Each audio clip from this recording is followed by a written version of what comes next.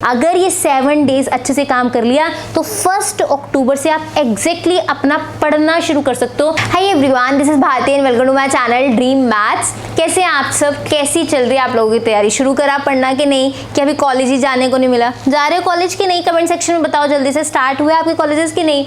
अगर अभी तक नहीं हुए अक्टूबर में स्टार्ट हो जाएंगे, सो डोंट वरी, कॉलेज जाने को मिलेगा। आपके सीनियर्स को तो कॉलेज जाने को भी नहीं मिला। फर्स्ट एंड सेकेंड सेमेस्टर दोनों सेमेस्टर उन्होंने ऑनलाइन एग्जाम्स दिए हैं, ऑनलाइन घर पे पढ़े हैं, वो तो कॉलेज भी नहीं गए। अब आते हैं आज मेन टॉपिक पे। आज हम बात करने वाले हैं कि जो 7 डेज सितंबर के बचे हैं ना, और कुछ बच्चे सोच रहे हैं कि अक्टूबर से पढ़ना शुरू करेंगे, तो ये 7 डेज में भी काम करना है, इस काम में फ्री नहीं रहना इस टाइम में। तो ये 7 डेज में आपको मैं 3 टास्क देके जा रही हूँ। आज आपने कौन से 3 काम करने हैं? कि आपने बेसिकली 3 काम मैं इसलिए कह रही हूँ, अगर आपने अक्टूबर से भी पढ़ना शुरू करना है ना, उसके लिए थोड़ी सी तैयारी करनी पड़ेगी कि नहीं करनी पड़ेगी, है ना। आपको अपने बुक्स पता होनी चाहिए, सिलेबस पता होनी चाहिए, नोटबुक्स पता होनी चाहिए, कहाँ पढ़नी है, स्टेशनरी अरेंज करनी है, चैनल्स ढूंढने हैं। तो ये सब काम हम इन 7 डेज में कंप्लीट कर लेते हैं, तो ताकि हम अक्टूबर में एकदम बैंग ऑन अपने काम पे लग जाए।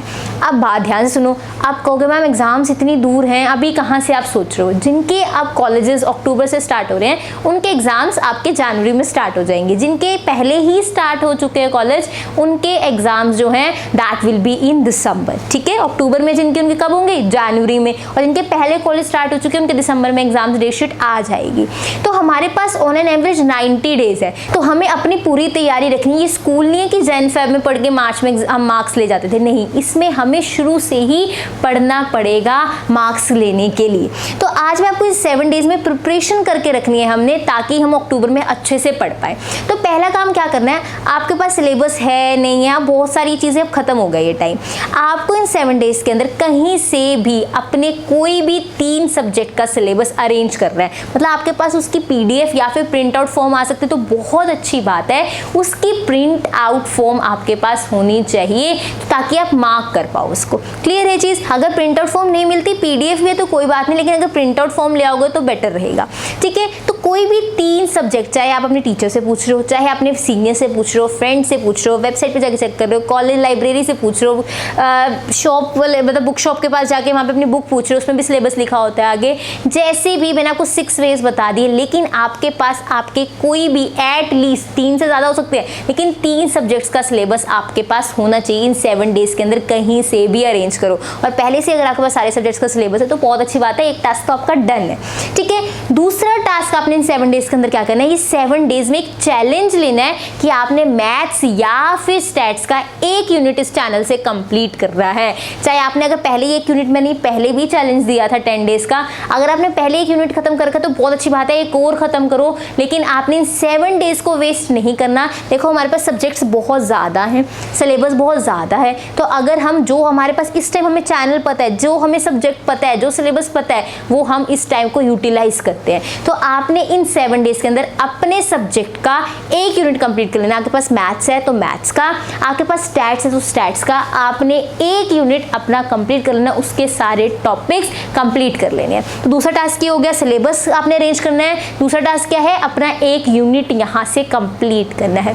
तीसरा टास्क जो मैं आपको देने वाली हूँ, सबसे इंपॉर्टेंट, जब आप सिलेबस सर्च कर लोगे, आपने उसके बारे में ढूंढना है कि अब इस बुक को मैं कैसे पढ़ने वाला हूँ। क्या थ्योरी मुझे समझ आ रही है? अगर थ्योरी समझ आ रही है तो आपको पता होना चाहिए मुझे इसके नोट्स बनाने हैं। अगर कोई प्रैक्टिकल सब्जेक्ट्स है, अकाउंट्स, इकोनॉमिक्स, तो आपने यूट्यूब पे चैनल सर्च करने हैं कि ये सब्जेक्ट मैं पर्टिकुलर कहाँ से करने वाला हूँ। जब आप प्रिंट आउट फॉर्म निकलवाओगे, उन पर्टिकुलर यूनिट के आगे लिखोगे कि ये वाला टॉपिक मैं इस चैनल से करने वाला हूँ। यूट्यूब इतना अच्छा सोर्स है, अगर आप इसको बिल्कुल अच्छे तरीके से यूज़ करो। मैंने भी, जब मैंने कोई एग्ज़ाम देना था लास्ट दिसंबर के अंदर, साइकोलॉजी का सब्जेक्ट था मेरे पास, और मेरे को साइकोलॉजी बिल्कुल भी नहीं आती थी, ना मैंने ग्रेजुएशन में पढ़ी थी ना पोस्ट ग्रेजुएशन में। पूरा का पूरा मैंने सिलेबस साइकोलॉजी का यूट्यूब से ही पढ़ा था, और बहुत अच्छे मार्क्स आए थे। यूट्यूब को एज अ सोर्स यूज़ करो, ये बहुत अच्छा सोर्स है, आप बहुत अच्छे से यहाँ से पढ़ सकते हो, लेकिन एक आपके पास वे होना चाहिए। तो जो आपने सिलेबस प्रिंट आउट निकलवाओगे, वो टॉपिक आपने, ये पता क्या गलती करते हो, आप पहले सब्जेक्ट सर्च करने लगते हो यूट्यूब पे। ऐसा नहीं होता कि यूट्यूब पे आप सब्जेक्ट सर्च करो मिल जाएगा, नहीं, आपका जो टॉपिक है वो सर्च करो। जैसे मान लो यूनिट 1 में 4-5 टॉपिक है, तो 5 जो टॉपिक्स हैं उनके नेम सर्च करो यूट्यूब पे। जो टीचर अच्छा, आपको 3-4 टीचर्स, 5-6 टीचर्स मिल जाएंगे, जो आपको लगता है कि इसका मुझे बहुत अच्छे से समझ आ रहा है, उन टीचर को फॉलो करना शुरू करो और सब्जेक्ट की तैयारी शुरू करो। अब आप कहोगे दी हम कॉलेज आने वाले हैं तो हम यूट्यूब से क्यों पढ़ें, कॉलेज जाके पढ़ेंगे ना अच्छे से, वहाँ टीचर्स पढ़ाएंगे, नो डाउट टीचर्स पढ़ाएंगे। मुझे एक बात बताओ, 9th से 12th में ट्यूशन्स रखी थी, येस और नो, रखी थी कि नहीं रखी थी? रखी थी। क्या स्कूल में टीचर्स नहीं पढ़ाते थे? पढ़ाते थे ना। 9th से 12th ट्यूशन्स रखी थी, स्कूल में भी टीचर्स पढ़ाते थे, फिर भी ट्यूशन्स रखी थी। फिर क्यों ट्यूशन्स रखी थी? है ना, प्रॉपर गाइडेंस के लिए रखी थी, राइट। कॉलेज में आके कितने सब्जेक्ट की ट्यूशन्स रखोगे? कॉलेज में ज़्यादा से ज़्यादा बच्चा मैथ्स स्टैट्स की रख लेगा या अकाउंट्स की रख लेगा, इससे ज़्यादा तो सब्जेक्ट्स की ट्यूशन्स नहीं रखते ना। इकोनॉमिक्स की भी स्कूल में रखते थे, मैंने कॉलेज में बहुत रेयर मैथ्स स्टैट्स की बच्चा रख लेता है, क्योंकि बच्चे को री का डर होता है कि मेरा बैकलॉग ना हो जाए, मेरे को मतलब पेपर रह ना जाए, इसलिए वो मैथ्स स्टैट्स की रखता है। मैं मानती हूँ ये चीज़, क्योंकि कभी मैथ्स उसका स्ट्रॉन्ग नहीं रहा होगा या मैथ्स 11th 12th में नहीं किया तो रख लेता है, लेकिन थ्योरेटिकल सब्जेक्ट्स की नहीं रखता। अकाउंट्स की भी बहुत कम रखते हैं बच्चे। तो आपको कहीं ना कहीं तो प्रॉपर गाइडेंस चाहिए होगी ना, वो आप YouTube पे सर्च कर सकते हो। कॉलेज वाले हेल्प करते हैं, पूरी हेल्प करते हैं, लेकिन आपको अपनी रिस्पॉन्सिबिलिटी लेनी होती है। आप रिस्क नहीं ले सकते, आपके मार्क्स आने हैं, आपको अपना देखना होता है। तो आप ये काम कर सकते हो। YouTube पे सब कुछ अवेलेबल है, बहुत अच्छे से पढ़ाने से अच्छा पढ़ाने वाला YouTube पे है, बस आपको सर्च करने की देर है। आप कई बच्चों को जिनको ये चैनल नहीं पता होगा मैथ्स स्टैट्स का, वो मैथ्स स्टैट्स से ही परेशान होंगे।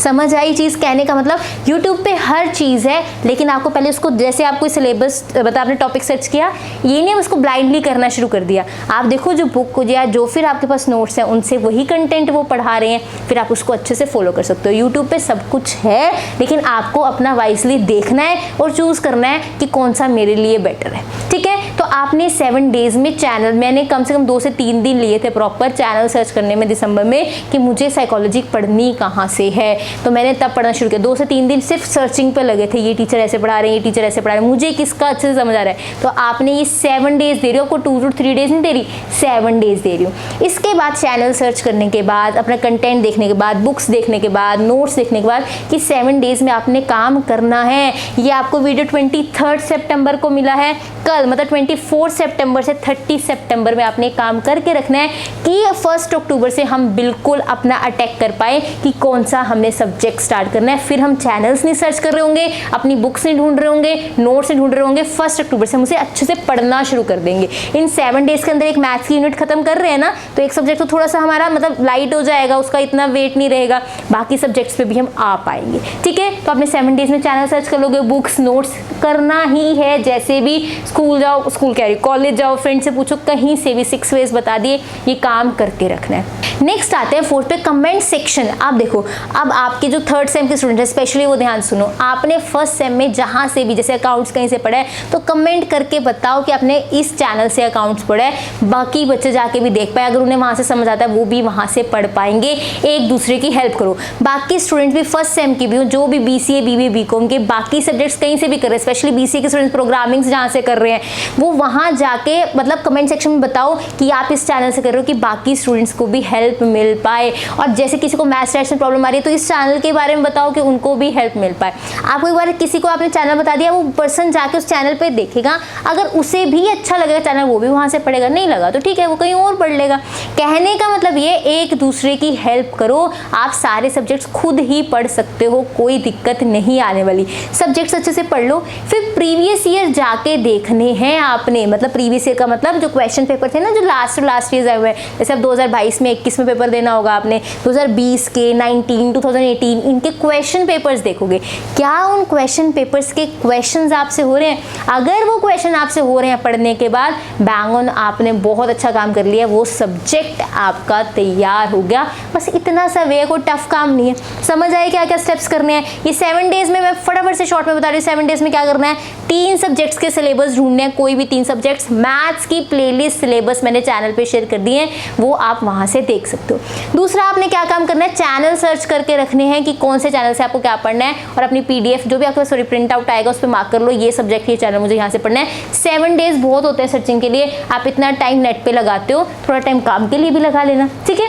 उसके बाद थर्ड, आप अपनी स्टेशनरी सारी अरेंज करके रख लो कि आपको नोट्स किस पे बनाने हैं। मैथ्स और स्टैट्स की नोटबुक अलग बनाना, बाकी सब्जेक्ट वाइज अगर अलग अलग बना सकते हो ठीक है, नहीं तो पार्टीशंस करके भी पढ़ सकते हो, वो आप पे डिपेंड करता है। इसमें मेरा कुछ नहीं है, बस मैथ्स हो या फिर स्टैट्स हो वही आपको अलग नोटबुक लगानी है। ये नहीं एक दिन एक नोटबुक में स्टैट्स का काम हो रहा है, फिर उसमें अकाउंट्स का हो रहा है, फिर उसमें इकोनॉमिक्स का हो रहा है, ऐसे नहीं नोटबुक्स बनानी। फिर जब आपको रिवीजन करनी होगी एग्जाम्स के टाइम में, फिर आपको ये नोटबुक बहुत तंग करेंगे, आपको मेथड नहीं मिल रहा होगा जिसको आपको रिवाइज करना होगा। तो ये चीज़ ध्यान रखना। मैं अपने सब्जेक्ट की बुक्स बताती रहती हूँ, जो भी आपको सब्जेक्ट करवा रही होती हूँ, लिंक भी डिस्क्रिप्शन बॉक्स में मैंने बुक्स का दिया होता है। तो मैथ्स और स्टैट्स की बुक से रिलेटेड कोई डाउट नहीं होना चाहिए। फिर भी कोई डाउट है, you can ask in the comment section में, रिप्लाई करूंगी जो भी आपको डाउट, किसी भी मैथ्स या स्टैट्स से रिलेटेड कोई भी डाउट रहेगा, ठीक है। और कमेंट सेक्शन में दूसरे सब्जेक्ट्स के चैनल्स भी आप बता सकते हो कि दूसरे को हेल्प मिल पाए, और इस चैनल को भी आप शेयर कर सकते हो जिनको मैथ्स और स्टैट्स से डर लगता है। I hope you like this video. If you like this video, आज लाइक तो करना ही है, लेकिन ये 7 डेज चैनल, ये जो 7 डेज के टास्क हैं इसको एक्सेप्ट करना है और मुझे कमेंट सेक्शन में बता के जाना है यस मैम हम करेंगे।